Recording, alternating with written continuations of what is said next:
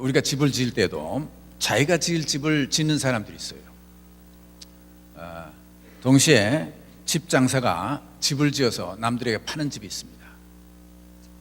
우리가 그 집 두 가지를 비교해 보면 자기가 살 집을 지은 집들은 상당히 정성을 들여서 모든 재료든지 모든 것을 섬세하게 잘 썼어요.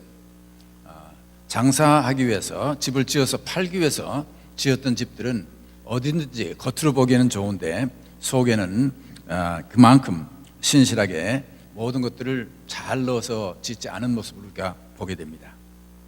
우리가 사는 집도 마찬가지입니다. 내 삶도 내가 살 집이기 때문에 정성스럽게 잘 지어야 되죠. 자기가 살 집을 자기가 지을 때는 자기의 그 라이프 스타일, 사는 그 자기의 방법, 혹은 자기가 사는 그 아이디얼, 이상, 이런 것들이 그 집에 반영이 됩니다. 예를 들어서 집이 파티를 좋아하는 집들은 크게 파티장을 쓰기 좋게 그렇게 짓죠. 그리고 오손도손 가족과 행복하게 잘 살기를 원하는 집은 그만큼 속의 내용들을 그런 것을 담아서 짓게 됩니다. 제가 미국에 와가지고 오래전에 타임 매거진을 읽었는데요. 그 뒤에 거진 뒤쪽에 이런 이야기가 하나 있어요. 한 부자가 굉장히 비싸고 큰 집을 그 당시 지었습니다. 아마 베드룸이 거진 10개도 넘고 아마 거진 20개가 되는 그런 베드룸을 가진 집이에요. 그리고 드라이브웨이, 자동차 타고 들어오는 그 긴 드라이브웨이도 전부 밑에 전선을 깔아가지고 겨울에도 히팅이 되기 때문에 눈이 오면 그냥 저절로 높게 지었고, 또 스위밍풀도 집 안에 수영장이 있습니다.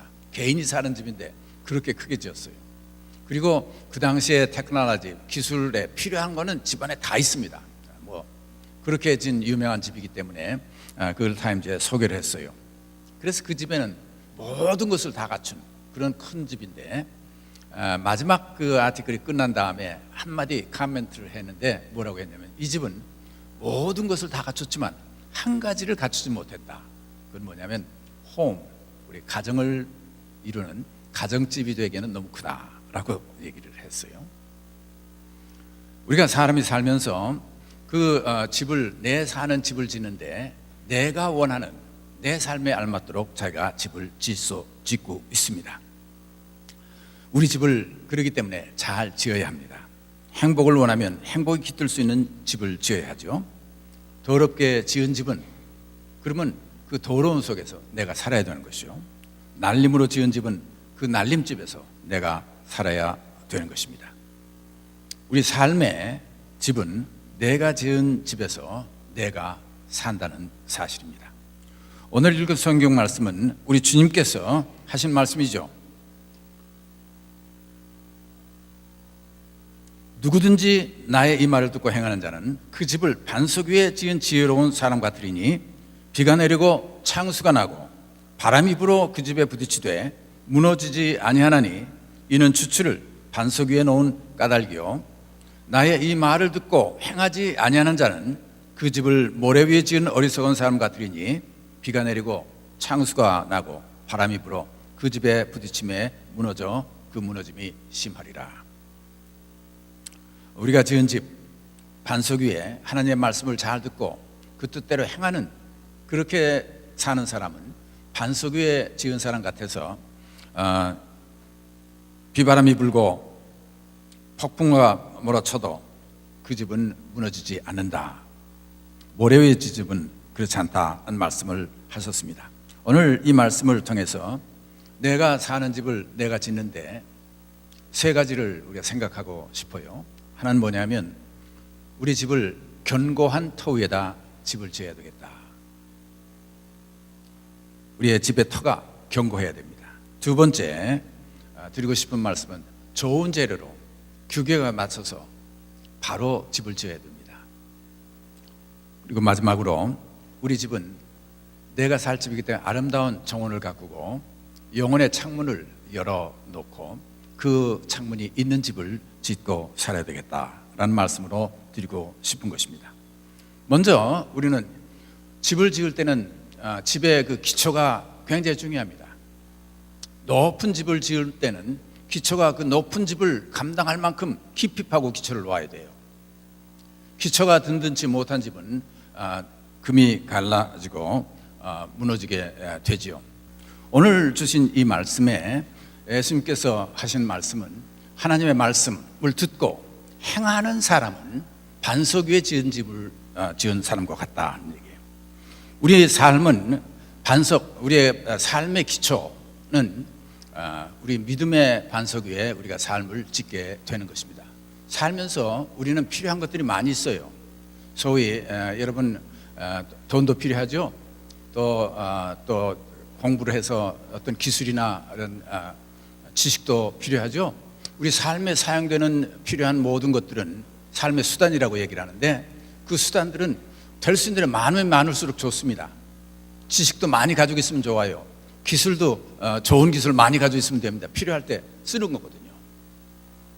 그런데 삶의 터, 집을 지을 수 있는 반석, 파운데이션, 그 터는 하나밖에 없어요. 여러분 집을 모래 위에다가도 짓고 또 반석 위에다도 지을 수가 없습니다. 모래 위에 짓든지 반석 위에 짓든지 둘 중에 하나입니다. 우리의 삶의 터전은 하나를 골라서 그 터 위에 세워야 되는 거예요. 그것이 곧 우리 삶의 믿음인 것입니다. 우리는 모든 사람은 믿는 대로 생각하고 믿는 대로 말하고 믿는 대로 우리가 살고 있죠. 행동으로 옮기고 있기 때문에 그 믿음을 어디에다가 넣느냐가 자기 삶의 터전이 되는 것이죠. 어떤 사람은 하나님이 어디 계셔? 저 사람들이 다 보고 있고 하나님은 보는 게 아니다 하는 그런 믿음을 가지고 사는 사람들이 있어요.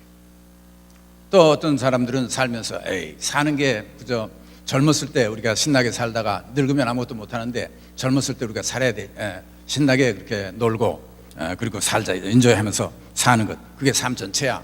그런 믿음 위에다가 집을 짓는 사람들이 있어요. 죽음은 끝이지 죽은 다음에 영생이 어디 있어? 그렇게 허황된 믿음 위에다가, 그것도 믿음이에요. 하나님을 안 믿는 것도 믿음입니다. 어떤 사람이든지 자기가 믿는 그 믿음 위에 집을 짓고 있어요. 어떤 사람은 내 주먹을 믿어라 하면서 그 주먹 위에다가 집을 짓죠. 그는 아무데나 주먹만 강하게 만들어서 휘둘러대잖아요. 믿는 대로 사는 거죠. 우리는 과연 그 믿음을 어디에 두어야 할까요?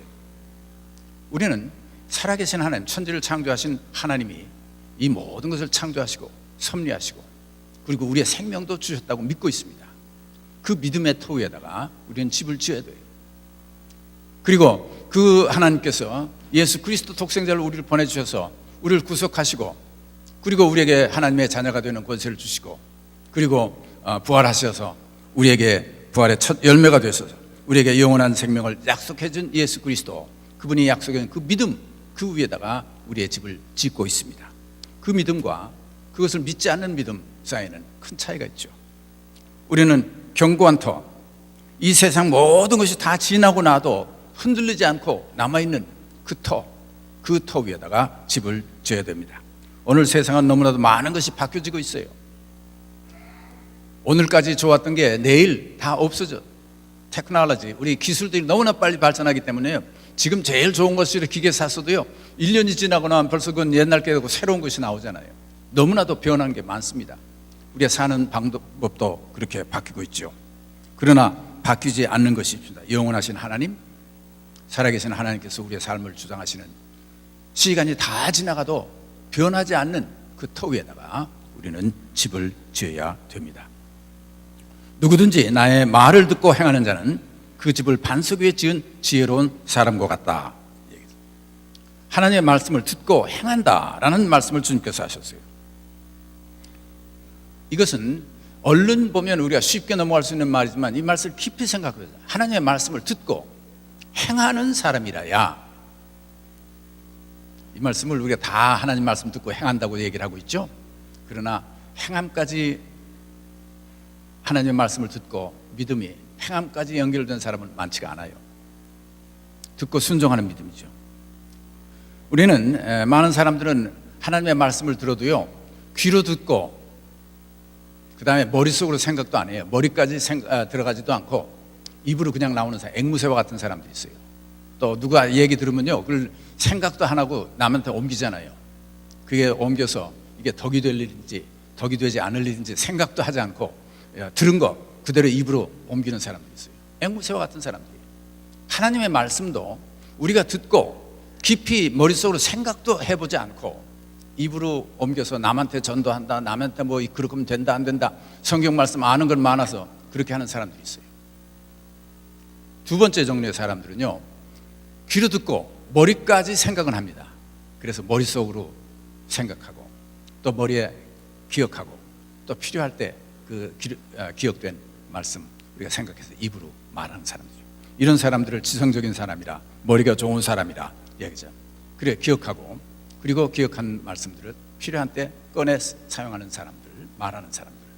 행동까지는 아직 옮겨지지 않습니다. 세 번째, 하나님의 말씀을 듣고 머리까지 생각합니다. 그리고는 그 말씀에 감동하고 감격해서 속이 이모션, 느낌까지, 그래서 울고 웃고 하죠. 많은 신앙인들 중에 여기까지 간 사람들이 있어요. 이모션까지 내려가는 사람이 있어요. 열광하고 어떤 때 펄쩍펄쩍 뛰기도 하고 흥분하기도 하고 울기도 하고. 여러분, 락 콘서트, 젊은이들이 많이 수만 명 모여서 노래하는 사람들이 노래하면요 막 북치고 뭐 굉장히 하면 그냥 애들 뭐 막 미친 듯이 뛰지 않습니까? 그것도 이모션이. 그렇게 하고 그것이 끝난 다음에는 허전해지죠. 그러면 다시 또 그걸 찾아요.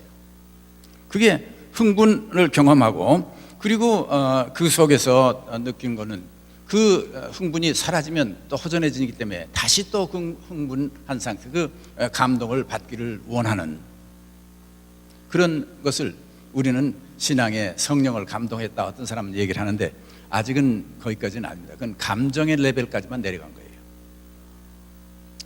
그렇게 감동하는 이모션 젖은 사람들이 행동에는 깊지가 않더라고요. 네 번째 사람, 하나님의 말씀을 이제는 귀로 듣고 머리로 생각하고 그리고 마음속에 느끼고 울고 감동하고 웃고 기뻐하고, 그리고 그것이 더 깊은 데로 내려가야 돼요. 하나님의 형상을 닮아서 창조된 우리들은 그 속에 soul, 영혼이 있습니다.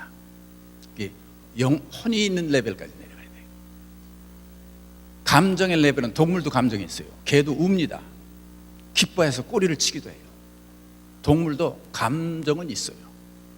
감정까지가 아니라 하나님의 형상을 닮아 창조된 우리들은 이 속에 혼이 있습니다. 소울이 있어요. 이 말씀을 듣고 그 다음에 그 느낌을 통과해서 그 다음에 내 마음속 깊은 자리 잡은 그곳까지 내려가야 됩니다. 그곳에 바로 믿음이 일하는 것이죠. 그곳에서 내가 결단이 일어나는 것입니다. 그리고 내 행동으로 옮겨지는 거예요. 성령이 역사하는 자리죠. 내 삶을 그 믿음에 걸고 길을 떠나는 여정이 시작되는 것이 바로 그렇게 되는 거예요. 행동으로 옮겨지는 거예요. 듣고 행동으로 옮기는 사람은 바로 이 모습을 얘기를 합니다. 아브라함이 어디까지 들어? 듣고 입으로 말한 사람이에요? 듣고 머리로만 생각했던 사람이에요? 듣고 느낌까지 내려갔던 사람입니까? 아니에요. 아브라함은 하나님께서 고향 친척집을 떠나서 내 가라는 곳을 가라 하는 말씀을 들었을 때 그는 모든 것을 고향집 짐을 싸고 그리고 길을 떠났던 사람이에요. 어디로 가는지 알지 못하지만은 그 말씀을 따라 행동으로 옮겼던 사람이에요. 이것은 믿음입니다. 그리고 순종이에요. 그리고 결단이에요. 이것이 따랐어야 믿음이 되는 겁니다. 믿음이라고 하는 것은 그런 거예요. 살아계신 하나님의 음성을 듣고 그 약속을 믿고 그리고 예수 그리스도께서 우리를 구원하신 그 사건을 우리가 믿고 그리고는 그 믿음이 내 행동, 삶의 행동으로 옮겨질 수 있게 될 때 우리는 그 믿음의 반석 위에 내 집을 짓는다는 것이죠. 아브라함 떠나라 할 때 갈 바를 알지 못하고 떠났던 아브라함이에요. 이삭을 제물로 바치라 했을 때 그는 머리로는 도저히 생각이 안 되는 거예요. 감정으로는 도저히 바칠 수가 없어요. 그렇지만 그는 하트, 깊은 속에 믿음으로 그는 실천에 옮겼던 사람이죠. 자기의 전적인 삶을 걸고 시작한 인생의 첫걸음, 바로 이것이 믿음 위에 우리의 집을 짓는 것입니다. 견고한 터전이죠. 두 번째, 우리 집을 지을 때 좋은 건축자재로 견고하게 규격에 맞게 날림공사가 아니라 바로 집을 지어야 합니다. 내 삶의 집을 짓는데도 그렇게 지어야 돼요. 영원히 타지 않는 것으로 우리가 살아가는 동안 우리의 삶에는 날씨가 좋고 편안한 때만 있는 것이 아니라 우리가 사는데 어렵고 곤란한 시간들이 있습니다. 폭풍 후 바람이 불고 아주 큰 시련이 닥쳐오는 기간들이 있어요. 그 기간이 그렇게 길진 않습니다. 지난 다음에 다시 바람이 잔잔해지고 햇빛이 나죠. 그러나 문제는 그 기간 동안에 실패하는 사람이 있고 그 기간을 넘기는 사람들이 있어요. 소위 사람들이 성공하는 사람과 실패하는 사람의 특징은 어디 있냐면 모든 것이 순탄하게 잘 갈 때 잘 가고 못 가서 실패하고 성공이 갈라지는 게 아닙니다. 모든 사람이 다 편안할 땐 다 갈 수 있어요. 그러나 우리가 시련의 기간, 우리 삶의 폭풍우가 부르닥치기 시작할 때, 또 어떤 때는 불시험이 우리 삶을 있어서 그것을 통과해야 될 때, 그때 많은 사람들 낙오하고 무너지고 타버리죠. 그러나 그 모든 시련을 통과한 사람만이 결국은 성공하도록 돼 있는 것입니다. 우리 인생도 마찬가지예요. 우리가 하나님의 나라에 갈 때까지, 또 우리가 사는 동안에 수없는 시련을 겪을 때 무너지지 않는 견고한 재료로 바르게 집을 지어 놔야 된다는 얘기입니다. 그래야 그 시련을 통과할 수 있어요. 마지막 심판 자리에 섰을 때 그 불시험을 통과할 수 있는 재료로 우리가 집을 지어야 되죠. 우리나라 문화재, 아주 아름답고 귀한 문화재가 많이 있습니다. 그런데 안타까운 거는 세계 다른 나라를 여행해 볼 때, 특별히 로마 이쪽 이탈리 쪽에 가보면요, 옛날에 지어놓은 집들, 돌로 지어놓은 집들이 엄청나게 굉장한 것들이 있죠. 그냥 견고하게 서 있어요. 수백 년을 가면서. 근데 우리나라 문화재는 대부분이 다 나무로 지었습니다. 그래서 전쟁이 났을 때 많이 타버렸어요. 지난 얼마 전에 아깝게도 국보 제1호가 되는 남대문도 탔잖아요. 왜 그래요? 재료가 나무기 때문에 그렇다는 얘기예요. 우리가 재료가 타지 않는 재료로 우리의 삶의 집을 지어야 됩니다. 말라기에 보면 보라, 용광로 불 같은 날이 이르리니 교만한 자와 악을 행하는 자는 다 지푸라기 같을 것이라. 그 이르는 날에 그들을 살라 그 뿌리와 가지를 남기지 아니할 것이로다 라고 기억하고 있어요. 마지막 심판 때 이 불시험이 우리를 닥쳐올 때 타지 않는 재료로 지어야 돼요. 거짓, 그때그때 사람들의 눈앞에 보기 좋은 것들, 또 임시, 기회주의 이런 걸 해가지고 지어놨던 거, 또 사람들이 모두 쓰고 있는 쉬운 수단들, 쉽게 해결되는 문제들, 이런 것 가지고 내 집을 지어놓으면 오래 견디질 못해요. 좋은 재료로 우리의 집을 지어야 됩니다. 그리고 우리는 그 집 속에 살게 되는 거죠. 그 다음에 집을 지을 때 좋은 재료로 짓는 것도 중요하지만 규격대로 바로 지어야 돼요. 우리가 미국에서 건축을 할 때요, 인스펙터가 와서 조사를 합니다. 그래가지고 그 규격대로 다 하나하나 지은 걸 조사하고 그 다음 단계로 통과하죠. 근데 아마 한국에는 가끔 돈을 많이 주면 그 다음에 그 검사하는 사람도 와서 눈을 감아주고 하기 때문에 집을 지을 때 그거를 그렇게 제대로 규격대로 짓지 않는 경우가 있는 것 같아요. 그랬던 집들이 나중에 큰 문제를 일으키지 않습니까? 1995년 2월 29일 오후 5시 57분경에 큰 백화점이 무너졌습니다. 삼풍백화점 붕괴 사고죠. 그게 그냥 갑자기 가라앉았어요. 사람들이 그 안에 많이 쇼핑한다고 있는데 그대로 가라앉았기 때문에 502명이 사상자를 냈습니다. 937명이 부상을 입었어요. 6명은 실종되고 피해액은 약 2,700여 억 원이라고 해요. 엄청난 사고입니다. 근데 그 붕괴 사고의 원인이 어디 있어요? 부실공사였었어요. 집을 짓고 그 다음에 나중에 개조하면서 기둥들이 있고 벽이 있어야 되는데 나중에 백화점으로 쓰려니까 그걸 터내느라고 헐어냈습니다. 그 규격이 큰일 나죠. 그러니까 약해졌어요. 기둥을 몇 개를 세워야 되는데 기둥을 8개만 세웠어요. 그리고 기둥 사이즈도 커야 되는데 그걸 줄였어요. 그렇게 해서 집을 지었기 때문에 얼른 큰 집이 이루어는 졌는데 결국은 버티지 못하고 무너졌다는 얘기예요. 우리의 삶의 집도 마찬가지입니다. 우리가 삶의 집을 견고하게 질 뿐만 아니라 원칙대로 지어야 돼요.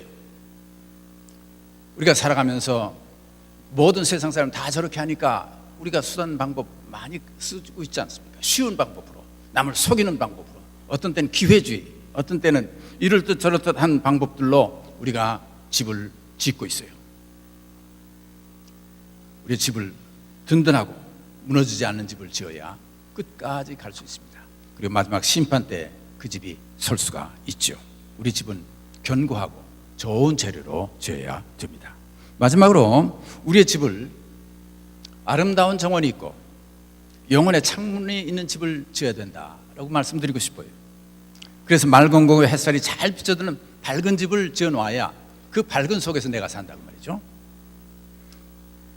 내가 그 집에 살 것이라고 하면 여러분 집을 더럽게 이것저것 그냥 썩을 것들을 많이 쌓아놓고 살면 어떻게 되겠어요? 그 속에서 내가 아름답게 살 수 있어요? 아니에요. 아름다운 정원을 내 집에 갖고 와야 돼요. 꽃이 펴있고 그래서 그걸 잘 가꿀 때 결국 내가 사는 집에 그 정원에 아름다운 정원이 있어서 내가 아름다움을 보고 아름답게 살 수 있지 않습니까? 내가 살아야 할 집은 박물관이 아닙니다. 내가 살아야 될 집은 미술관도 아니에요. 내가 살아야 될 집은 좋은 물건을 많이 지내려 놓는 그런 백화점의 진열장도 아니에요. 내가 살아야 될 집은 정치인들이 모여서 정략을 모의하는 장소도 아니요. 내가 살아야 될 집은 사업가들이 모여 사업을 논의하는 장소도 아닙니다. 내가 살 집은 동지들이 모여서 싸움할 무기 이런 것들을 모아놓는 장소도 아니죠. 내 집은 내 사랑하는 아내, 남편 그리고 내 식구들과 함께 피곤하고 어려운 세상에서 하루 살고 집에 돌아와서 오손도손 앉아서 쉼을 가질 수 있는 장소가 내가 사는 집이에요. 그 집에는 아름다움이 있어야 됩니다. 아름다운 정원을 갖고 말이에요. 좋은 가구도 필요하지만 아름다운 정원을 갖고서 그래 그 집에 오면 꽃이 펴있고 그리고 아름다움을 보면서 우리 모두가 같이 그 아름다움을 즐길 수 있을 때 그 집은 내가 아름답게 살 수 있는 집이 되는 것이죠. 여러분 지나가는 나그네 불쌍한 사람이 있을 때 대접해 보세요. 그것은 아름다운 꽃이 되어서 여러분에게 돌아옵니다. 힘들고 어려운 사람들이 있을 때 따뜻한 얘기로 위로해주고 도와줘 보세요. 하나님의 말씀대로 살았던 아름답고 좋은 일들 그것은 한 대로 베푼 대로 여러분 마지막 하나님의 나라에 갈 때까지 가져갈 수 있는 그 사랑의 열매들입니다. 그리고 그 아름다움은 여러분의 사는 그 집의 정원에서 아름답게 꽃을 피우고 여러분을 즐겁게 만들어주는 정원이 이루어지는 거죠. 그래서 그 아름다운 정원을 갖고 놓고 여러분의 집에 살아야 된다니 내가 살 집이 아닙니까? 그리고 그 아름다운 정원뿐만 아니라 여러분이 사는 집에는 영혼의 창문을 꼭 만들어 놓는 집이 되시기를 축원합니다. 우리가 사람들이 사는 집에 창문이 있어야 돼요. 창문이 없이 모두가 막혀 있으면 답답하기 그지없습니다. 살 집은 햇빛이 들어오고 바람이 통하고죠. 그래 공기에 통풍을 할 수 있고 그리고 특별히 우리 사람은 하나님과 교제할 수 있는 영적 동물입니다. 영적 사람이죠. 하나님의 형상을 닮아서 하나님께 창조하셨기 때문에 우리는 영혼이 있어요. 그래서 영혼의 창문을 열어놓아야 우리는 하나님과 교제할 수가 있습니다. 그 하나님 살아계신 하나님이 어떻게 내 삶에 역사하고 계시고 그 하나님이 얼마나 좋은 하나님이시고 그 하나님이 얼마나 은혜로운 하나님이시고 그 하나님께서 모든 걸 채워주시고 들어주시고 인도해 주시는 하나님이신 것을 여러분이 체험할 수 있다고 말이죠. 그 창문이 없는 사람들은 그걸 체험 못해요. 다윗은 우리가 새벽기도 때 요즘은 이제 시편 말씀을 가지고 말씀을 전하고 있습니다. 이 시편의 대부분이 다윗의 시들이죠. 이 다윗은 분명 영혼의 창문을 열어놓은 집을 짓고 살았어요. 기쁠 때도 하나님께 나와 기도하고 찬양하고 감사하고 어렵고 힘들 때에도 제일 먼저 하나님께 나와 간구하고 모든 것을 간구하고 하나님 안에서 위로받고 용기를 얻고 하나님께로부터 나오는 약속을 가지고 또다시 삶을 살 수 있었던 거예요. 그래서 다윗은 항상 기도하고 찬양하고 감사하고 하는 삶을 살았어요. 그는 분명 영혼의 창문을 열어놓고 살았던 사람이에요. 하나님께서 환난 중에 만날 큰 도움이시라는 고백을 어려울 때 했을 때에는 그는 영혼의 창문을 열고 하나님께서 우리를 도와주신다 믿었죠. 하나님께서는 나의 구원이 되셨다고 하는 걸 고백할 때는 그는 구원자가 되시는 하나님을 체험하고 보고 느꼈던 것입니다. 또 좋을 때 하나님께 여호와 우리 주여 주의 이름이 온 땅에 어찌 그리 아름다운지요 주의 영광이 하늘을 덮었나이다 하고 감격하고 찬양하는 시를 썼을 때에는 그는 진정 영혼의 창문을 열고 놀라우신 하나님의 은혜와 아름다움을 보았던 것이죠. 영혼의 창문 있는 집에 사는 사람만이 경험할 수 있는 삶의 황홀한 것입니다. 사랑하는 성도 여러분, 좋은 견고한 집을 짓는 것도 중요하죠. 좋은 터위에 짓는 것도 굉장히 중요해요. 그러나 우리의 집에 아름다운 정원과 또 영혼의 창문을 열어놓고 여러분의 집을 짓고 그 집에서 사시기를 주의 이름으로 축원합니다. 기도하십시다.